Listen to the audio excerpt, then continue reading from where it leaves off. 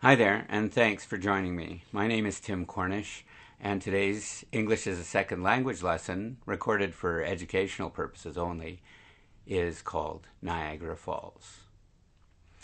Kings and queens, presidents and prime ministers, movie stars and artists, daredevils and thrill seekers, newly married couples and curious sightseers.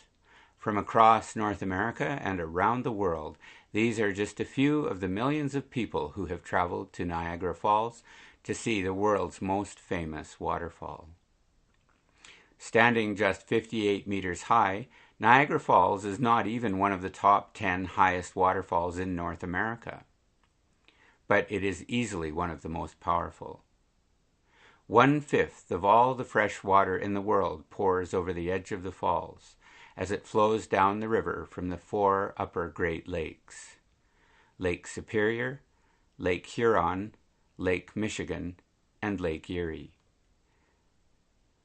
Niagara Falls is located nearly halfway down the Niagara River on the international boundary separating New York State and Ontario.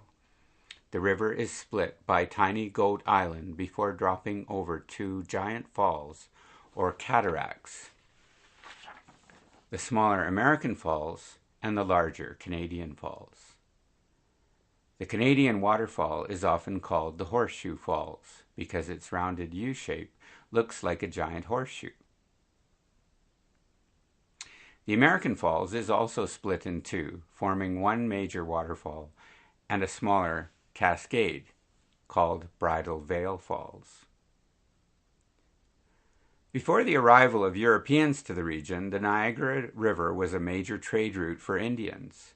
Much of the folklore surrounding Niagara Falls comes from Indian legends.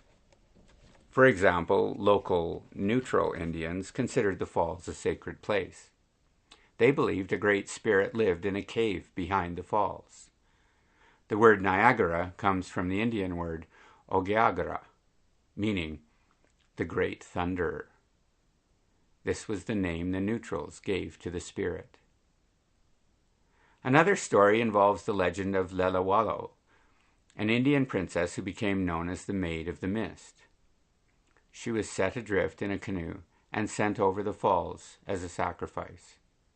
According to legend, Lelawalo returned as a spirit and can still be seen rising through the mists at the bottom of the falls.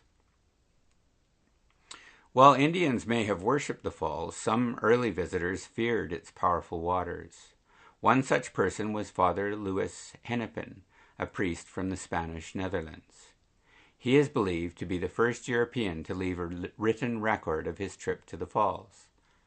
Upon reaching the site for the first time in 1678, he wrote, "When one stands near the falls and looks down, one is seized with horror." That warning hasn't stopped the many daredevils who have come to the falls seeking fame and fortune by performing dangerous stunts. The most famous was the Great Blondin, a tightrope walker who first crossed the river's giant gorge in 1859. A schoolteacher named Annie Edson Taylor was the first person to tumble over the falls in a barrel. She survived the trip on October 24th, 1901, but died penniless just 20 years later. Today, the scenic beauty of the falls helps draw over 12 million people a year to the area.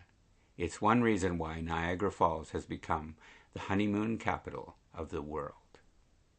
Thank you for listening.